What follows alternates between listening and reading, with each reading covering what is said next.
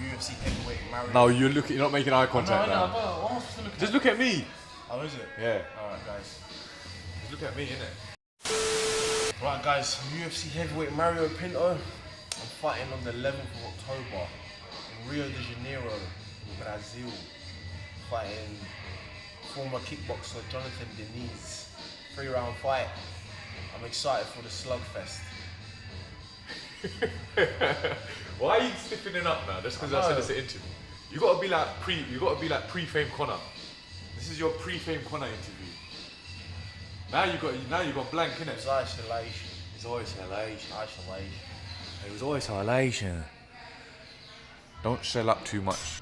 I feel like with interviews, Yeah. you gotta start, let the camera start. And then you gotta just get talk, into it. Yeah, and then you forget about the camera. But you gotta remember, the cameras are gonna be on, mate. Yeah, I know. Do you know what? The more higher you go, the more cameras are gonna be on you. More mate. cameras, innit? You're gonna be in Tesco, someone's gonna pull a camera out on you. Peeing in the bushes, innit? Literally. Cycling Mikey. So you pull out the shank. Yeah. I don't think that was him, though. That was him. Was 100%, actually him? of course that was him. Nah, this is some other cyclists on you, man. They're all cracked out, innit? Right, what do you think about Jonathan Diniz? I think he's good, bro. He's aggressive. He's learning, and he's in his prime now. He's in his MMA prime. I can argue that. He's 34, so he's in his now's the time for him to go. So he's gonna have a chip on his shoulder. He just beat Albert Hines. Alvin Hines, who just popped, by the way. So that's why. That's why he was so tough for those 3 rounds. Yeah, man. It's a good fight. He's aggressive. He's got a great chin on him. Good chin on it. Good chin on him. Really good chin. He doesn't get phased when he gets punched. People don't give him credit, especially for when he fought Austin Lane. Austin's so powerful. You hit him with a dirty right hand and he just ate him. So, we're gonna have to hit him even harder. It's nice. What were your thoughts on his last fight versus Alvin Hines? It was good. He showed improvement. He's not. Everyone thought he was gonna march forward and be aggressive, but he really showcased his boxing, his lateral movement, his dynamic. He showed that he can hit going backwards. He's got that check hook. Kept catching Albert with the check hook. So I was impressed. So this is gonna be almost to the day 1 year since your Contender Series. You know, so how is that been? It's almost been 1 year in the UFC. You know, it's a bit mad, isn't it, when I think about it? Time's flying. Yeah, already been a year in the UFC. I had my debut in March. Yeah, I fought Contender Series October 8th in Vegas. Been to Vegas 3 times. And now I'm going to Brazil, man. It's good. It's good. I feel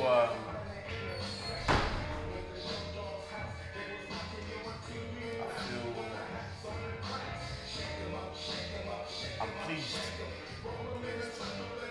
A lot more in the tank. A lot more in the tank, yeah, definitely. A lot more in the tank. I think definitely the Austin fight was a weird one for me because I felt like I was having my debut again, my first professional fight. But just under there, I just realized I was trying to be too perfect, man. Everything had to be perfect. My punches had to be perfect. Every movement, every detail, even the way I breathed had to be perfect. And I feel like that's why the fight didn't go the way I wanted. You weren't flowing. I wasn't flowing. I was trying to look for perfection. And I got to remember, at the end of the day, it's just a fight. You're going to scrap. So that's why in the second round, I came out just scrapping. And that's what got me the win. But you just let the lights. But it does, I always say, the jitters get to you. No matter what level. You see Aaron Pico, all these guys that are coming from these other promotions. When you go in the UFC, it just feels different. The lights are different. There's more eyes on you, But there's been quite a few actually. Like Patchy Mix, he had a very bad debut. Like a lot of them, they don't have great debuts, But all of that is external. That's external. Yeah. You gotta learn. You gotta teach. You gotta trick yourself to understand this external stuff. It doesn't actually do anything to you if you let it. Once you let it, But it's hard to find it. I was listening to TJ Dillashaw yesterday. He was on some podcast. They were saying you have to learn to enjoy it, like the pressure. the pressure and stuff, and I saw that one. yeah, with the because he was talking about like you're never ever gonna experience that again in your exactly. life. But it's hard though because you try to live in the moment, like you're trying to enjoy the moment, but you can get lost in that as well. You're like, oh shit, this is real. Like this is, like you start getting involved with the crowd, but sometimes that can sway your game plan. You're just like, oh shit, I'm enjoying the moment too much, and you're forgetting what's like you. I don't want it to be where you're enjoying the moment, but then you're just happy to be there. That's it. Yeah. That's how I feel like it can happen. You're just yeah, like, oh. I've seen that Drickus one where he's talking about like, it's okay, you're prepared to win, but do you want to win? I think Yeah, that one I he's mean- talking about like, you have to want to win each time. Like you have to want to win. It's hard to tell yourself that, like, to go out there and you have to win, you have to win. Like, You know what happens there? You know when you win, you get complacent. I think that's what happened to. I think a little bit happened to me last time. yeah. I It's think I was a normal, little though. bit complacent. happens, Just because obviously, whatever, it's in the past, but I was definitely like, It happens though. That's part of the sport. It happened. I think even with me with Austin, just because of the way I you were started. I started complacent. so slow. Like I was just like, oh, this no, guy. but do you think you was complacent in your camp? Yeah, definitely. In your camp, you was complacent. What do you think we was off the ball on? It's just the little things. Little thing. Like my intentions. What's your Okay. intentions in Yes, training? Yes, you know? yes. I think a lot of fighters get in this thing where they do enough just to get to the dance, but they don't do enough to win. You know what I mean? Yeah, you're not doing enough to win. You do enough just to get to the fight. But like, it's the little things you do that, like, you know, get you the W, the win, the extra push, intention. Even the main thing we spoke about this is like shadow boxing. Who's that boxer? Anyway, Anyway. he says that when people shadow box, it's like you're just like throwing for the sake of throwing, but you're like, because shadow boxing is so boring, that's why it's so important to have intention when you shadow box. Like, visualize your opponent in front of you, every little detail. Like, when you punch, give it your 100%, because then that's what's gonna happen in a fight. It's Literally, like yeah. when you got it. So that's why you don't second guess yourself when you fight. Do you know what I think about that, yeah? Do you know when you're shadow boxing, a shadow box is more like a fight than an actual fight. Yeah. Do you know when you're in a fight and you're throwing, it feels like you're not gonna hit anything. Oh, But then you actually hit. it feels like you're in a bad dream. Yeah, it literally does, isn't it? hit And the then ghost. as soon as you hit, you get confidence, isn't it? Yeah, that's what it is. Yeah. But that's how it is when you're shadow boxing. You're not hitting Yeah, anything, you're not you hitting have to use nothing. your mind. Because in a fight, you can't actually feel that much No, you sometimes. can't. That's why you're scared. That's why I was so hesitant to throw Austin, because I was just like, every shot has to be perfect. And then when I remember I dipped and I got him with my right hand, and I was like, I still wasn't confident though, because I was just like, oh, like that had to be a perfect right hand. That's why you just gotta. That's why I like do little things like to get your confidence. Like just slap their arm, slap their shoulder, because then you know, oh, I can actually touch you. Yeah. And I then, think like- you done that in your contender series. Yeah, you that's kicked oh him yeah, twice. with Kasim, and yeah. you hit. Because I did a slap hook on him, and I was like, oh, I can actually tag you. And I was bouncing a bit more as well, so I was like, then I started touching the calf, and I was like, oh, I can actually hit this guy and not get hit too bad.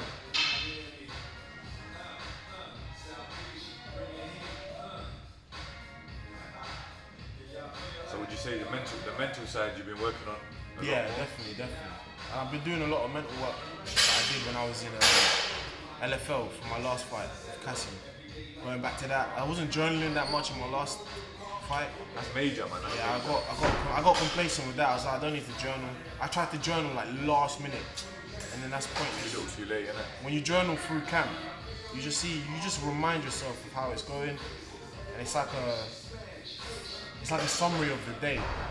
And you journal the good, the bad, and the ugly. What you can improve on, Yeah, what you need exactly. to get better at, what you need to, what you did good, you You know. leave your ego as well, innit? When you journal, like you just write down, like you give yourself criticism. You're like, You know oh, what it is though, as well? Sometimes when you look at a page of writing, you're like, okay, that's all I did. Yeah, exactly. Then you're like, well, it's not that. In your head, you can make things out worse than they are. Like, you know, it works both ways, isn't it?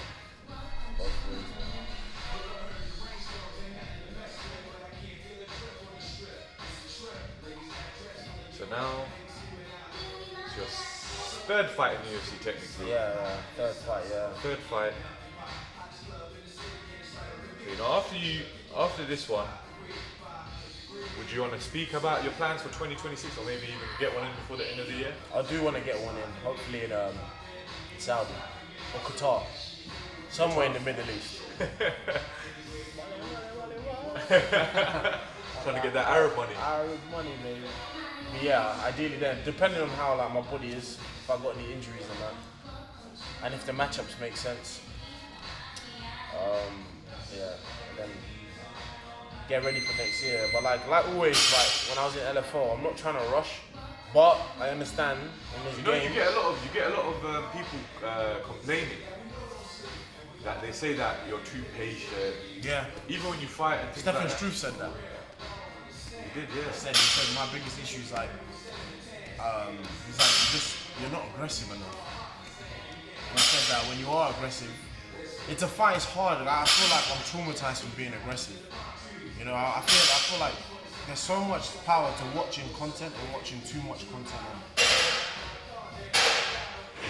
It's just finding the balance. You can be aggressive, but you have to have balance. You can't be overly aggressive. You know when you said you watch a lot of stuff, would you say you're like a look-see-do fighter, like John Jones look-see-do? I think I was back in the day. Only because when I was early on, I was less stressed and I would try shit that I just watched. Even things that I didn't drill, I would try. Obviously now the stakes are higher, but I think now, like for example, like just learning from veterans and that, I've become too patient. I feel like you need a bit of that ignorance. Yeah, you need that ignorance. Like, especially I think at heavyweight. At heavyweight, yeah, you do. Sometimes you gotta say, fuck it, I'm gonna go for you. Because if you hold back too much, you give them power, you give them confidence, and then you start to shell up in your ball. You start to be like, oh no, I need to shell up, and you're just gonna get hurt. You just gotta be first and roll the dice, literally. I think you know what happens. You know when you watch too much boxing. Yeah. That's what happens. Because you know when you watch the lighter weights, they can scrap, man. They can hit each other 10 times and just stand there. That's the mistake I made in my last camp. I was watching too much boxing, and I was watching too much Ilya. I watched too much Ilya, and that bro, you can fight like him, but not at heavyweight, man. Like every punch in heavyweight you get hit with, it's just like you just can't. You can take him, but you shouldn't take him. You just gotta move. You gotta be light. You gotta be like. You gotta be in and out. In and out. Wrestle them, yeah. Like Kane, bro. Kane is like the perfect example. Like you gotta ride the shots. Don't sit there. Like the worst thing is to shell up and do nothing. I'm not saying you can't block, but you gotta do something after, or they're just gonna pick away. And I felt like with Austin, I was trying to be so perfect that I would shell up and I wouldn't throw back because I was afraid that it wasn't gonna be perfect. I was thinking if I throw this, he's gonna do this. If I do that, he's gonna do that. Or if I throw this, my gas goes down. But really, I should have just gone at him. And sometimes when you're more aggressive, you get your second win. So you feel good, like. And when you're touching, when you're hitting them with shots, you're getting feedback. Yeah. Like you're actually getting feedback. Like that physical feedback you're getting, it boosts your confidence. Because you're like, oh, now I know that what I'm doing is working. I'm touching. You know? So that's why I told the amateurs or the people coming like, worst case, just move. Move around the cage, like dart around the cage. Because then you know I'm in control of my movement. Like I can move. I'm like, confident. Yeah. Like you can, at least I can move now. Then you start pulling the jab, you start throwing feints as well. It's that thing, isn't it? It's that thing where you got the smallest thing. What's the smallest thing you can do that can improve your position? Yeah, exactly. Because you know sometimes you think I gotta get out, but then you gotta think, okay, what do I have to do to get out? It's gotta be smooth. I have to move my hips this way. I have to bump this way. Pop, Yeah. chain. I think one thing was good for me as well this camp was like getting some sparring down. Amsterdam, yeah. How was that? I was gonna ask. How was that? It's good, man. I just needed that intensity again. Even like I was at Fight IQ, but even the guys there, bro, like I was the biggest one there, but they gave me that anxiety because they put it on you. Like they're staring at you and they're going full Dutch mode. And you're just like, oh shit, like this is. You do need it in camp once in a while. You need that fight, something to replicate a fight. Yeah. 100%. Yeah. I think even a few camps ago we would go down to like cage fit. Yeah, I remember. Yeah, we were sparring the other guys. That was good. It would be uncomfortable. And Yeah. That would be obviously, especially because you're in the cage.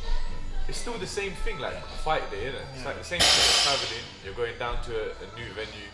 You're in a cage. just getting comfortable with that uncomfortable feeling, you know. And like performing there, like that's the time that matters. Go there, do your 3 rounds in the cage. Bro, that's the most important thing. Yeah, I want to do that again before I go out. I was even thinking we all go cage fit. Might as well just Take go a trip there, there, just go just on the cage Thursday or fit, something. yeah. Get some rounds in. Even like we got Lou now. Should be good.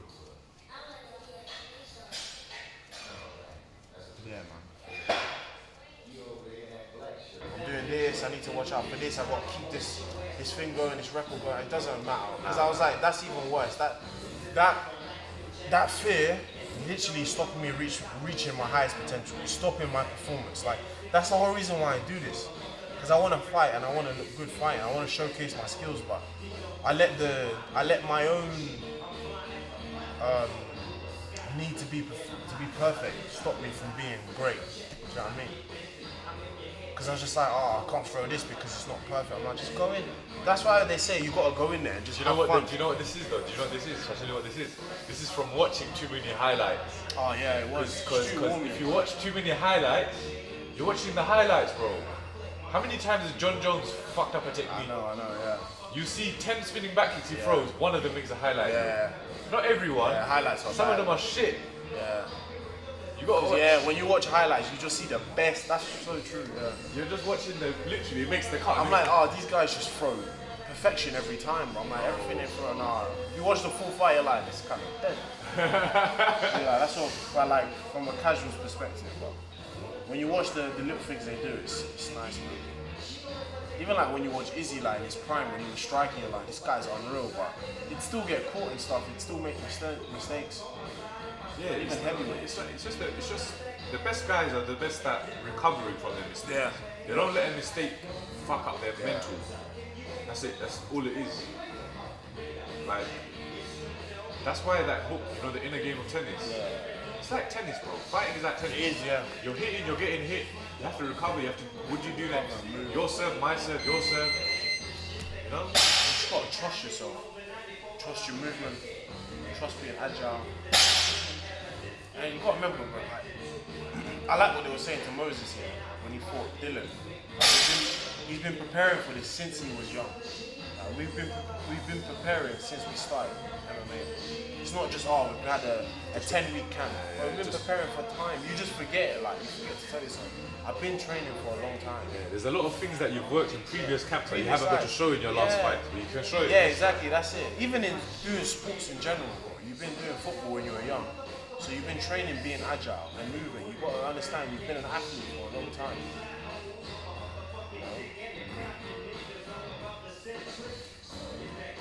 It's not like a one-year thing, man.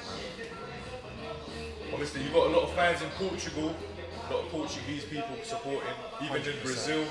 100%. You know, what you got to say to the Portuguese people that are watching. What you got to say to the Portuguese people that have been supporting you, they've been following you, they've been getting behind you. Bro, they have been getting behind me, man.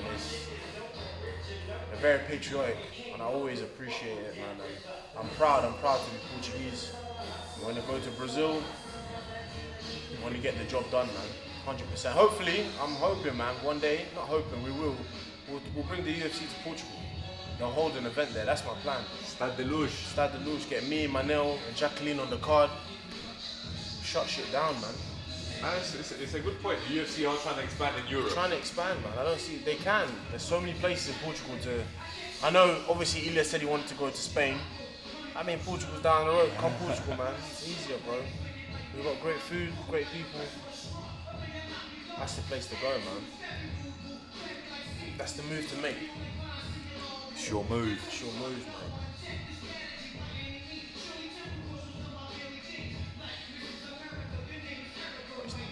Mad. Even I remember we made that video, the LFL video, bro. Oh yeah. That's when you was ill as well. Yeah, I was in it. I was just like, I don't remember what day I fought. 8 or something. It's mad. You fucking handshook Nico that day. He gave me Ebola or something. He gave me the worst flu of my life. He gave me the plague. Made you perform better. He did. That was my Jordan game, my flu game. Literally, bro, that was, I think, actually, I say Benjamin was my best performance. Nah, I think the tournament. Just because, bro, my mindset going into that fight, I wouldn't say I had fear. I had fear, but I was just like, I'm gonna fucking go, bro. I don't even care. I wouldn't overthink. I was like, I had one thing on my mind. I was gonna come forward and take everyone out. I did that. And I had less of a skill set, which I kind of think was better because I had less things to overthink about. I just did what I knew. I went in there, popped the jab, took someone out, took a couple guys down by accident. Shitty techniques because I can't wrestle. You know what's mad? No one can find those videos though. Yeah, they can't find the full video.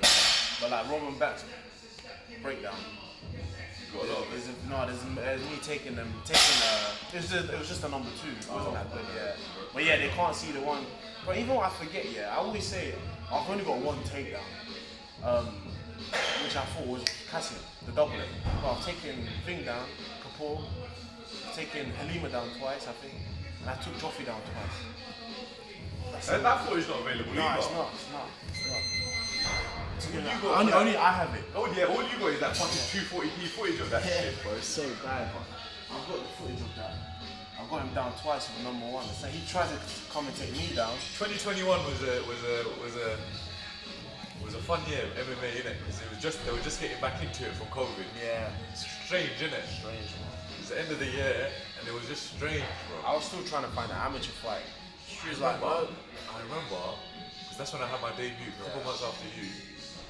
Stu couldn't make it because he got COVID, bro. He got COVID and then Mickey was in my corner, bro. Mickey Papa. I was nannying then as well, bro. I remember I came off the nanny. I remember you was there, he was time, complaining, bro. I think it was that little Jewish kid, isn't it? Yeah.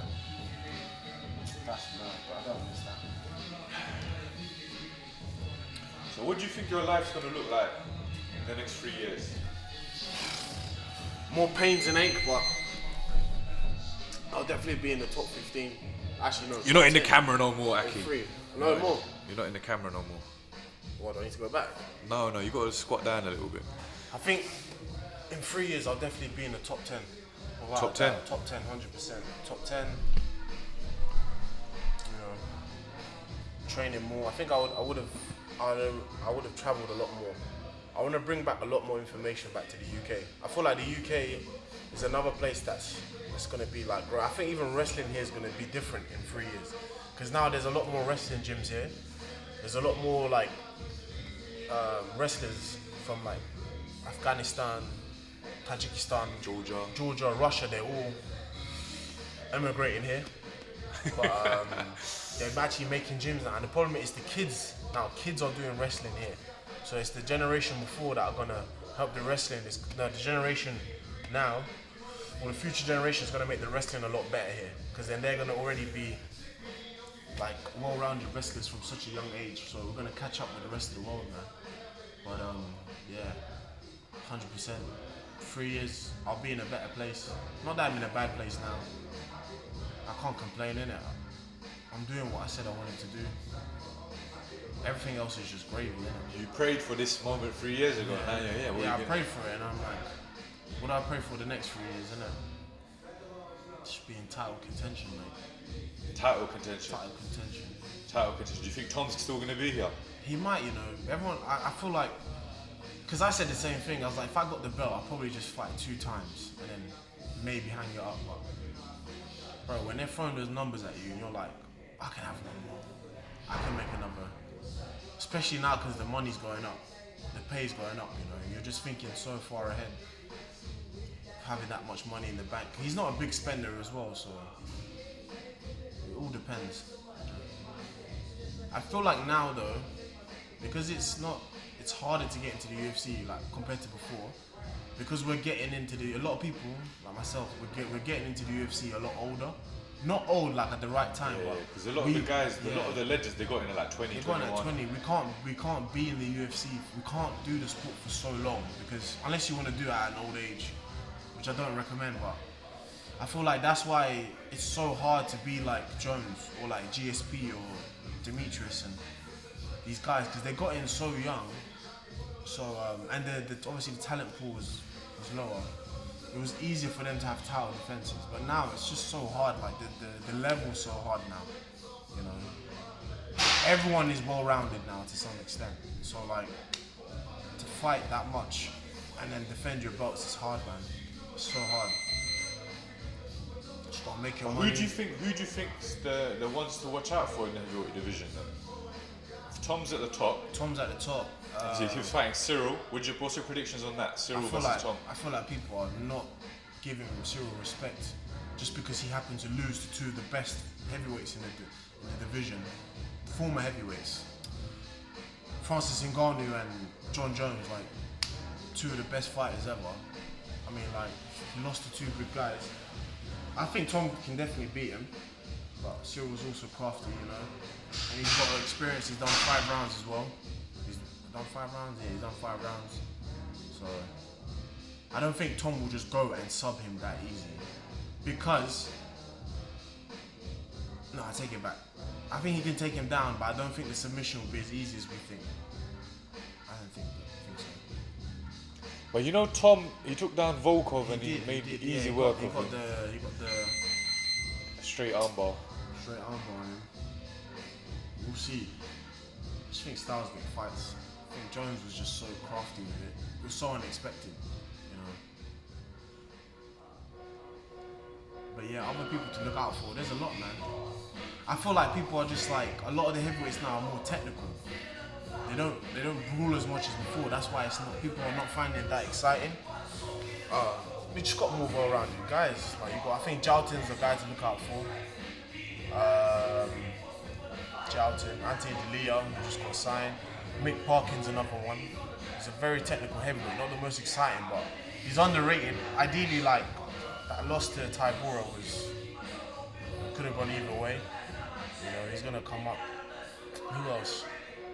You know, you got Petrino who just moved up from light heavy.